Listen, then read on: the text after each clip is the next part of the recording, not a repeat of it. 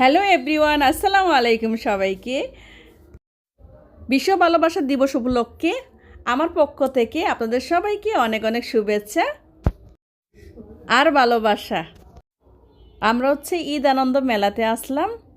আজকে উদ্বোধন হয়েছে, বাদবাকি স্টলগুলো আসলে শুরু হয়নি এখনও। আমরা এখানে ঘুরে ঘুরে দেখতেছি কি সুন্দর সুন্দর জিনিসগুলো পাওয়া যায়। আসলে মেলা এমন একটা জিনিস, মেলাতে আসলে ঘুরতে বা ঘুরে বেড়াইতে অনেক ভালো লাগে।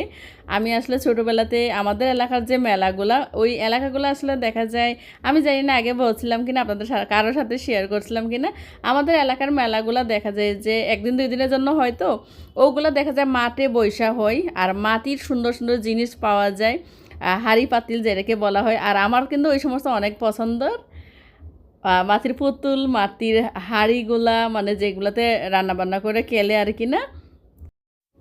আমরা অনেক সুন্দর সুন্দর হাঁড়ি পাতিলের জিনিসগুলো দেখতেছি। ওগুলোর দাম মাত্র 60 টাকা করে ছিল। আর এদিক দিয়ে আমরা চুড়িমালার দোকানে এসে পড়লাম। অনেক সুন্দর সুন্দর চুড়িমালা আমরা আসলে চয়েস করতেছিলাম, যেগুলা আসলে দোকান কম, তো যার কারণে আমরা আমাদের পছন্দের জিনিসগুলো পাইতেছিলাম না।